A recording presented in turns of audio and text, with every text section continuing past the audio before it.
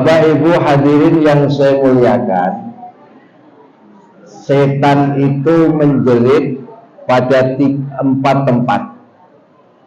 Setan menjerit pada 4 tempat. Ini bukan berarti kalau ada yang menjerit lalu kita nyebutnya itu setan itu. Setan menjerit pada 4 tempat. Yang pertama, hina uhbita, ketika syaitan diturunkan oleh Allah dari surganya. Syaitan diturunkan oleh Allah dari surga sebab takabur, sombong, merasa bahwa dunia ini seakan-akan hanya miliknya, sombong. Maka hidup yang paling enak itu tukang parkir. Hidup yang paling enak tukang parkir. Mobil banyak datang, nggak sombong. Mobil habis pergi semua, nggak sombong. Itu tukang parkir. Kenapa? Sebab tukang parkir hanya dititipi, bukan memiliki. Betul Pak? Iya, nggak ada kan tukang parkir sombong Pak? Ada Bu, tukang parkir sombong. Mobil datang, ya, nggak sombong. Mobil habis pergi juga nggak sombong. Tukang parkir. Ya, dunia ini hanya titipan. Dunia hanya titipan, bukan menjadi tujuan kita. Bahwa kiranya kita semua kelak akan kembali menghadap Allah Subhanahu wa ta'ala. Mari sebelum kita kembali dijemput oleh Allah, berkumpullah di majlis-majlis yang barokah, majlis-majlis ilmu, supaya kita ditakdirkan Allah nanti dimasukkan ke dalam surganya. Amin Allahumma. Kemudian syaitan menjerit lagi hina lu'ina, ketika dilaknat. Maka syaitan ini dilaknat. Setiap kita menyebut syaitan, laknatullah. Syaitan, laknatullah. Ya, nggak boleh ketika ada orang menyebut syaitan radhiyallahu anhu, nggak boleh. Syaitan laknatullah, ya, syaitan laknatullah, yang dilaknat oleh Allah. Dan syaitan ini ketika dilaknat oleh Allah, diusir dari surga, syaitan minta permohonan, mengajukan permohonan kepada Allah. Akhirnya Allah memberikan izin atas permohonannya. Apa permintaan syaitan? Ya Rabb, aku hendak menyesatkan hambamu sampai hari kiamat. Makanya setan itu umurnya panjang sampai hari kiamat. Itu setan umurnya panjang sampai hari kiamat. Makanya setan ini punya tugas menyesatkan manusia, mengganggu rumah tangga supaya tangganya akhir. Ini tugas siapa? Syaitan. Rumah tangga kita hancur. Makanya bapak-bapak kalau dimarahin istri nggak usah banyak komentar, cukup jawab alhamdulillah. Siap Pak? Siap? Siap ya? Nanti kalau diomelin sama istri, jawab saja alhamdulillah. Kenapa alhamdulillah? Satu, muji pada Allah. Yang kedua, menandakan istri kita masih sehat.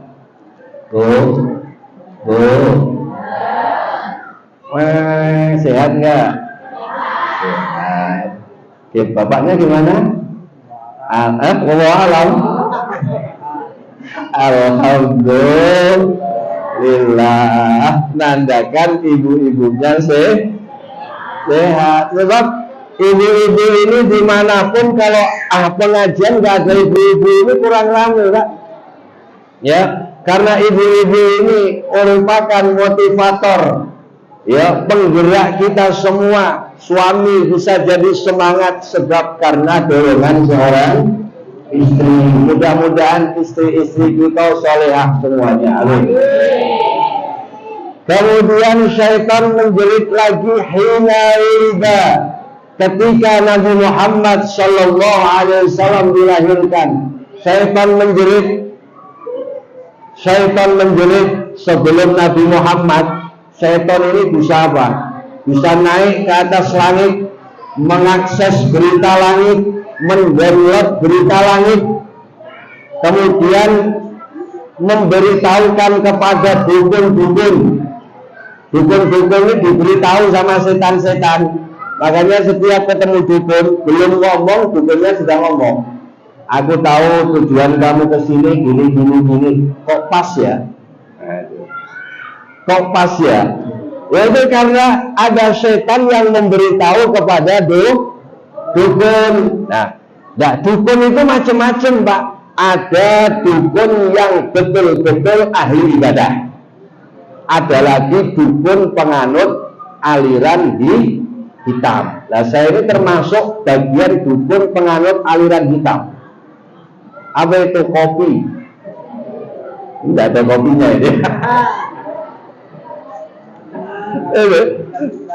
Kalau beliau Pak Teh ini aliran putih ini, air putih.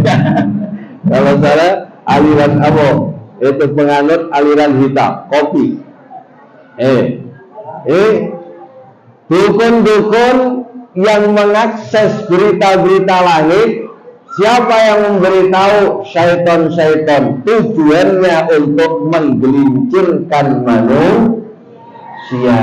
Maka dari itu kalau kita mau mengamalkan sesuatu, cara syariat sajalah. Kadang-kadang ada pawang udan biar nggak hujan. Itu nggak mandi selama 1 minggu. Tidak mandi selama 1 minggu. Ya Allah, sehari saja nggak mandi ini 1 minggu. Ya, kayak apa ini? Maka dari itu dengan doa-doa lah, seperti baca rotib, doa-doa yang lain, insya Allah hujan itu turun atas kehendak Allah. Tidak tahu di antara kita bahwa saat hujan turun itu saat-saat dikabulkan doa kita. Makanya kalau ada hujan turun, kita berdoa sama Allah, ya Allah jadikan hujan yang turun membawa berkah, jauhkan dari hujan yang membawa azab dan malapetaka. Alhamdulillah. Tapi nanti musim hujan terus jangan bisa. Alhamdulillah, berdoa sama Allah. Sekarang musim kemarau juga alhamdulillah. Allah ngasih kesempatan memberikan rezeki kepada tukang-tukang air. Biar rezekinya alhamdulillah saya punya teman Pak Dai di Teluk itu. Setiap hari di musim kemarau ini, Masya Allah, jual air 1 galon 2.000. Dalam sehari ratusan galon, bayangkan. Alhamdulillah. Yang jualan es musim-musim seperti ini kan lancar ya. Iya kan? Alhamdulillah Allah ngasih rezeki untuk para pedagang es. Walaupun pemerintah menghimbau karena sekarang ini situasi panas, kebakaran di mana-mana terjadi. Betul nggak? Sangat mengganggu pernapasan. Tetapi ada orang pompa air ini membakar sesuatu tapi tidak membahayakan, justru menyehatkan. Namanya asap rokok.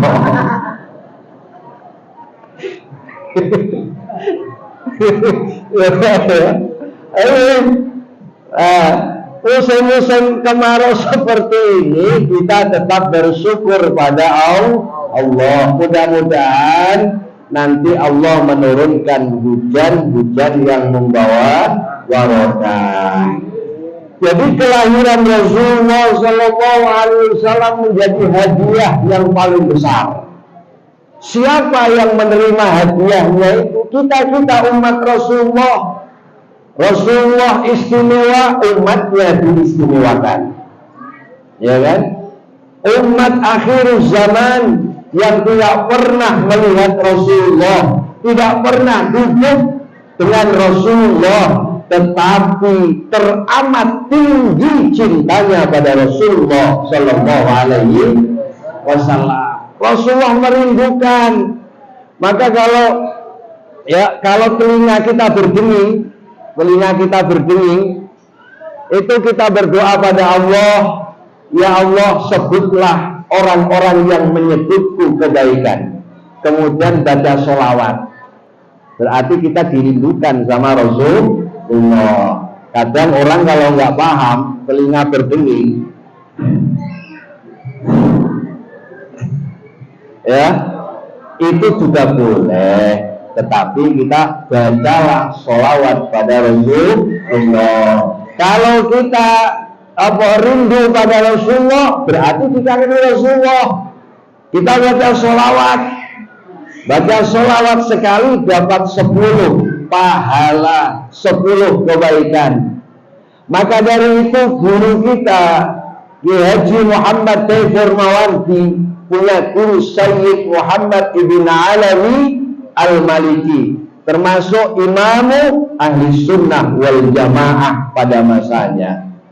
Beliau ini keturunan Rasulullah, cucunya Rasulullah. Cucu kalau sama datuk bertemu kan biasa, kehendak Allah. Beliau bermimpi bertemu dengan datuknya Sayyidina Muhammad Sallallahu Alaihi Wasallam. Berjubel-jubel manusia di padang mahsyar, tetapi ada satu kelompok manusia yang disorot Rasulullah, yang diistimewakan Rasulullah. Kemudian Sayyid Muhammad di dalam mimpinya bertanya, ya Rasulullah, siapa itu kelompok yang engkau cintai, kelompok-kelompok yang banyak engkau cintai? Rasulullah dalam mimpinya menjawab, orang Indonesia.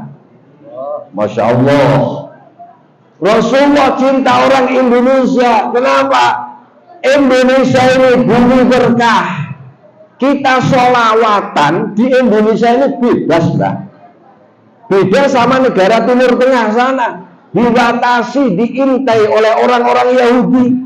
Di sini bebas, sholawatan bebas. Bahkan penduduk yang paling banyak baca sholawat terang-terangan hanya Indonesia. Allahumma sholli ala Muhammad. Allahumma sholli ala Muhammad.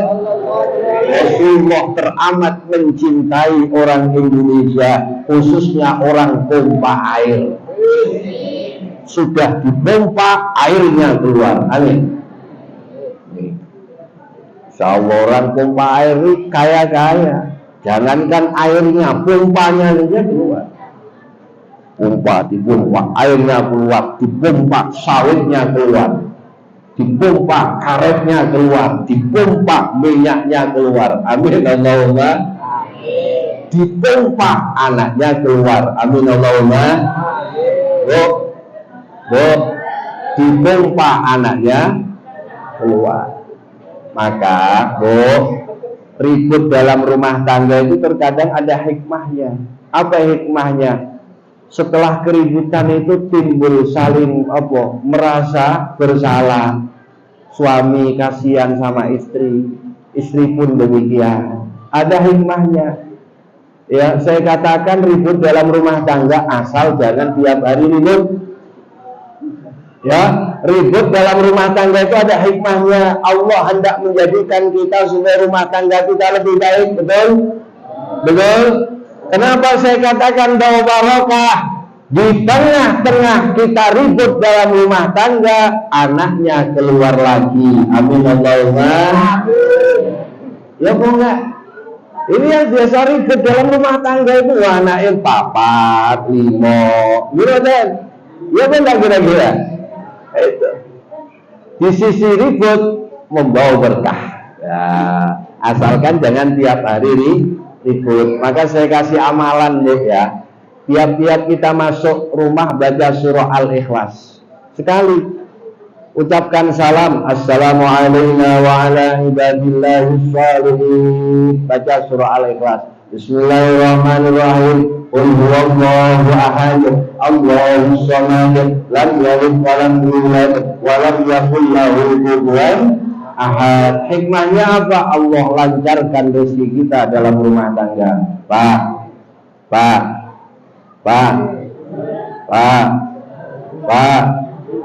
Bu, menang mana ini kira-kira? Kita maklumi. Ya, ini kalau sampean selaku bapak-bapak ini mau rezekinya lancar, bahagiakan istri kita. Kalau istri kita bahagia, istri kita hatinya seneng, insya Allah rezekinya lancar. Mau beli mobil rundingan sama istri kita, kalau istri kita senang, sesusah-susah kita nanti istri kita tetap semangat untuk membantu, betul enggak? Tapi kalau suami mau beli ini nggak ngomong sama istri, nah nanti di saat kita nggak take duit, cerita sama istri, mah tolong bantu, itu kerjaan kau, cari dewe lah, marin-marin ngapu ndak berunding, ini habis duit. Musyawarah dalam rumah tangga itu penting. Rasulullah selalu mengedepankan musyawarah. Dengan istri-istrinya diajak musyawarah, membicarakan gimana anak-anak kita biar pendidikan agamanya terawat, biar anak-anak kita ngaji, biar ekonomi kita berkah. Musyawarah itu penting. Musyawarahnya jangan sampai sama istri kita. Ini sudah punya istri sendiri, musyawarah sama istri suami orang ada. Alasannya apa? Lebih enjoy. Wah, tidak boleh. Musyawarah ya sama istri kita, jangan istri suami orang lain, sama istri kita. Sebab barokah jasa istri-istri kita nggak bisa membalas, Pak. Yang mana sudah Masya Allah bekerja, masak, nyuci, ya, membelok anak-anak kita, yang mana itu sungguhnya bukan tugas istri kita, itu tugas seorang suami. Kita sudah matur suwun. Makanya Sayyidina Umar ketika ada tamu datang mau nemui Sayyidina Umar sedang dibentak sama istrinya. Sayyidina Umar yang katanya ditakuti setan saja kapan ketemu Sayyidina Umar langsung berpaling, saking takutnya sama Sayyidina Umar bin Khattab. Tetapi ketika beliau berada di rumah, dibentak sama istrinya, beliau diam, tidak menjawab. Masya Allah. Jadi suami ini gagah ini ya, saat-saat seperti ini. Saya gagah ya ketika menghadapi panjenengan. Nanti balik sentak istri ya goblok mendadak.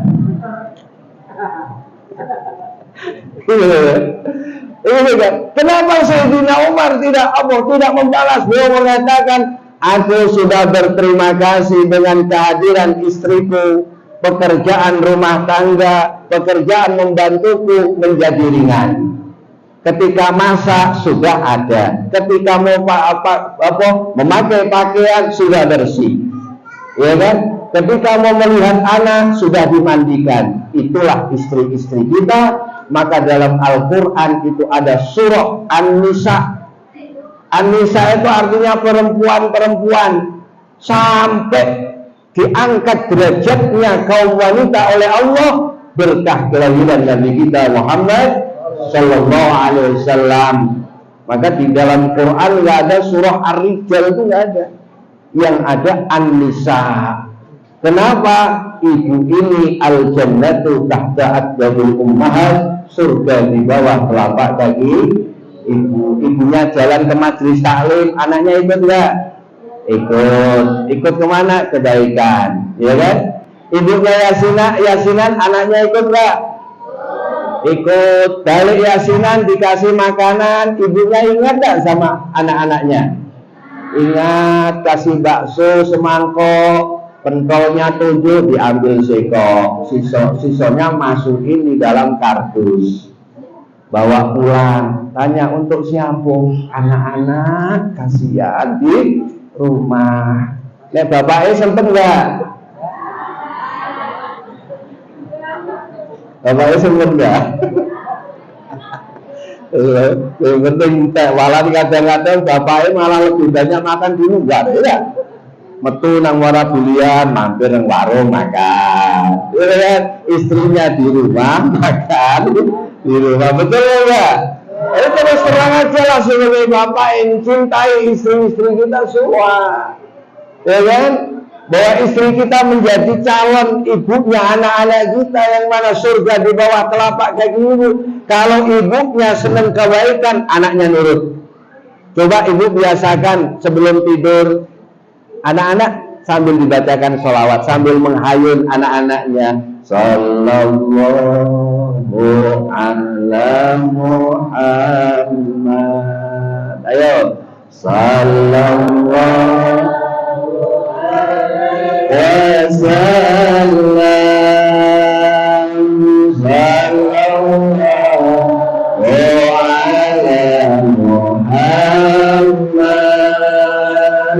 sallallahu.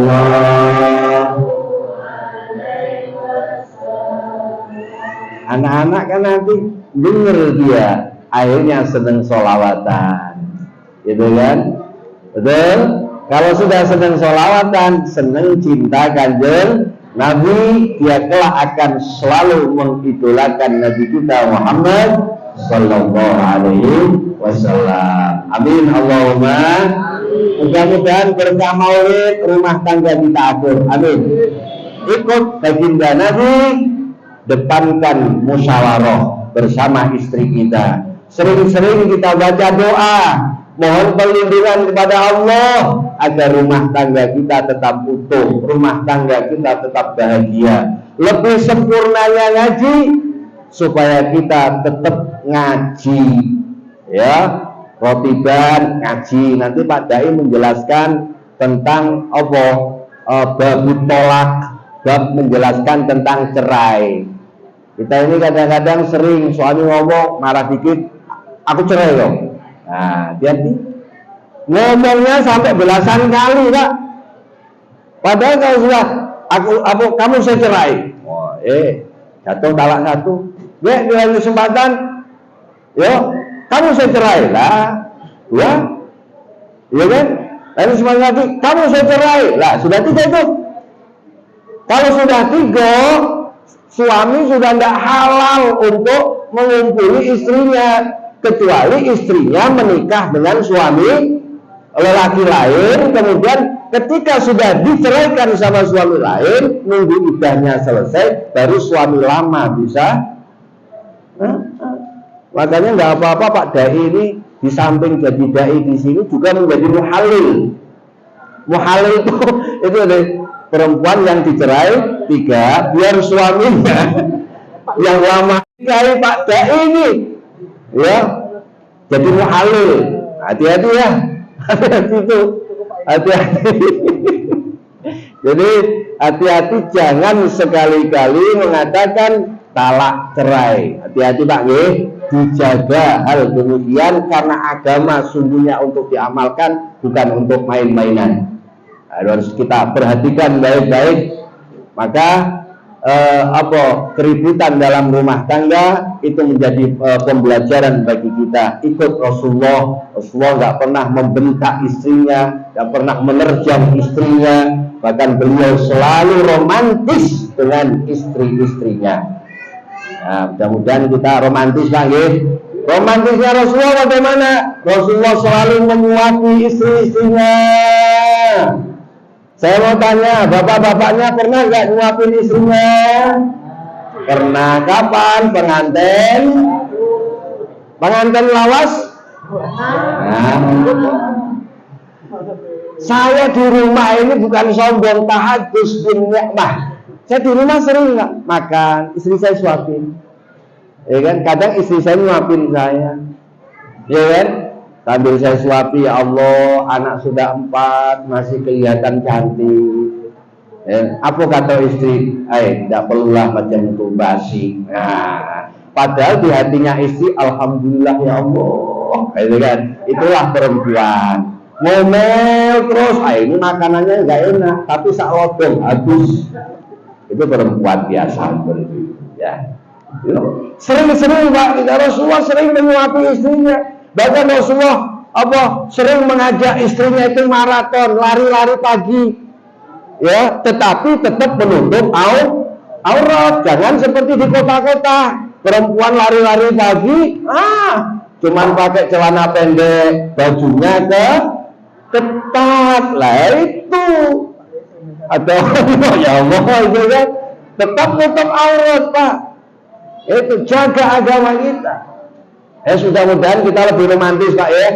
Dalam rumah tangga romantis lah, ikut Rasulullah. Maka dari itu berkahnya Rotibul Atos, mudah-mudahan Allah Subhanahu wa ta'ala memberikan istiqomah kepada kita.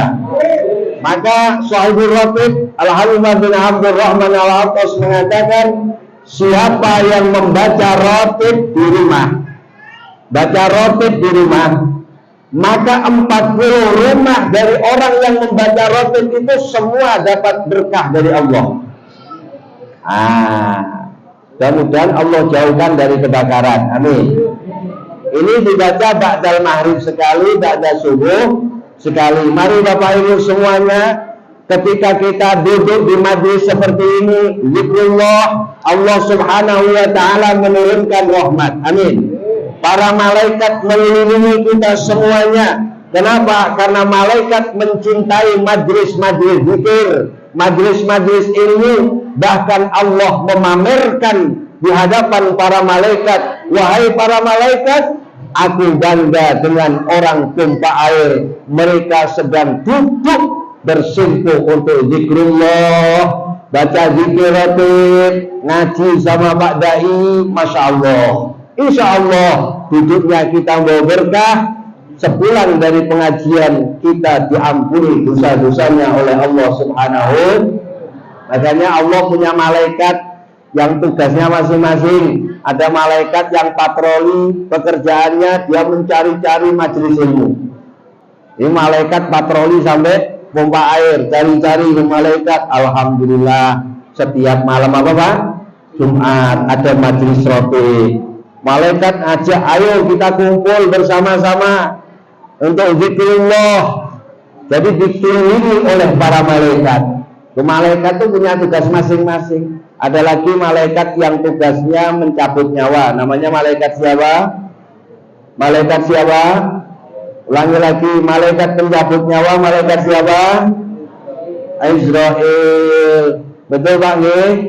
Mencabutnya itu atas perintah Allah. Kalau Allah nggak perintah, Israel nggak mau nyabut nyawa. Coba kalau Israel itu semaunya dewek nyabut nyawa. Kita sedang ngaji-ngaji seperti ini, datang Israel. Lah yang sedang ngantuk dicabut nyawanya. Bablas. Untung malaikat Israel nyabutnya atas dasar perintah Allah. Bahkan Sahibul Rotib Habibullah mengatakan, siapa yang baca Rotibku, aku jamin, aku mintakan sama Allah matinya husnul khatimah. Karena mati husnul khatimah itu penting Pak. Kita nggak akan tahu akhir hayat kita bagaimana. Seorang wali besar namanya Barseso, dikasih Allah, sholatnya bisa di atas udara, ribuan santrinya bisa sholat di atas udara bersama wali Barseso. Tetapi kenapa akhir hayatnya murtad, tidak membawa iman?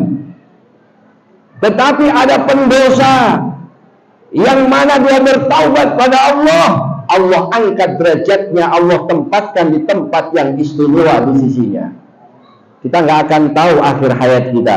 Maka ngumpul-ngumpul di majelis rotib, duduk ngaji, intinya silaturahim, saling mendoakan di antara kita ini. Kita ini yang hadir, seandainya di antara kita ini nggak ada yang diangkat doanya oleh Allah, tapi saya yakin kumpul-kumpulnya seperti ini, ada satu yang diterima doanya oleh Allah. Misalnya Pak Dai diterima doanya oleh Allah, semua kita nggak diterima oleh Allah. Satu doa Pak Dai ini semua dapat. Bu indahnya ngumpul-ngumpul Pak Nggih. Jamaah yang seperti itu nek sholat dewek tidak diterima oleh Allah, ya nggak diterima. Tapi nek mau jamaah walaupun tidak khusyuk, Allahu Akbar, hatinya teringat, ya Allah mau hujan, ya kan? Itu mau jamaah walaupun tidak khusyuk tetap dapat berkahnya jamaah. Mudah-mudahan kita senang jamaah ya Pak ya. Nah, sholatnya tidak khusyuk mau jamaah diterima oleh Allah sebab mau jamaah, karena tertutupi oleh jamaah-jamaah yang lain. Amin Allahumma amin. Asalkan waktu jamaah ada kakinya teman kita, jangan disepak-sepak. Kadang-kadang aku pernah ngomong tua ya randolor Pak. Jadi sholat pada waktu saya mau pengajian maulid di suatu musola maghrib. Jadi pas sholat orangnya sudah tua tapi randolor. Sholat di stop yang depan. Ya Allah, Pak yang sampingnya Pak ambil disepai ini, ya Allah. Terus tua tapi randolor Pak. Untuk itu sholat bukan untuk main-mainan, kita menghadap Allah harus serius Pak. Kalau kita ingin melihat orang itu bahagia dunia, baik di dunianya, sukses di dunianya, lihat cara sholatnya. Kalau sholatnya dia sudah bisa mengatur dengan baik, insya Allah hidup kita akan diatur oleh Allah Subhanahu wa Ta'ala. Dapat rezeki seberapapun, tapi kalau sholat hatinya tenang, hatinya bahagia. Tapi kalau dapat rezeki sekalipun banyak, tapi sering meninggalkan sholat, tidak akan bahagia itu orang. Betul enggak? Kadang-kadang miskin, kerja siang malam, sholat itu ditinggalnya pula. Wisra sugih, miskin, tambah meninggalkan sholat. Apa itu enggak celaka dunia, celaka akhirat? Nih, mudah-mudahan Allah memberkahi pertemuan kita. Amin. Semoga peringatan Maulid pada sore hari ini diterima oleh Allah. Semoga kita mendapatkan syafaat Nabi Muhammad SAW. Semoga sedekah panjenengan baik minuman, pacitan, makanan yang Bapak Ibu keluarkan, semoga Allah menerimanya dan tercatat sebagai bentuk mahabbah kita pada baginda Nabi SAW. Amin Allahumma amin. Cukup sekian, kurang lebihnya saya mohon maaf. Saya menitip dari majelis rotib ini saya diijazai oleh guru saya Kiai Haji Muhammad Bayrulwardi, dari gurunya dan seterusnya. Artinya rotib Atos ini punya sanad yang bersambung. Kenapa? Yang bertanggung jawab nanti ada di atasnya. Kan gitu Pak Nggih. Juga dari para habaib dari Jalul Al-Atos. Kemarin alhamdulillah datang ke Jambi. Beliau adalah keturunan dari Al-Halim bin Abdurrahman Al-Atos. Maka insya Allah banyak sekali faedah manfaatnya kita baca rotib. Insya Allah mari dawamkan ba'dal maghrib sekali, ba'dal subuh sekali, di samping untuk majlisan.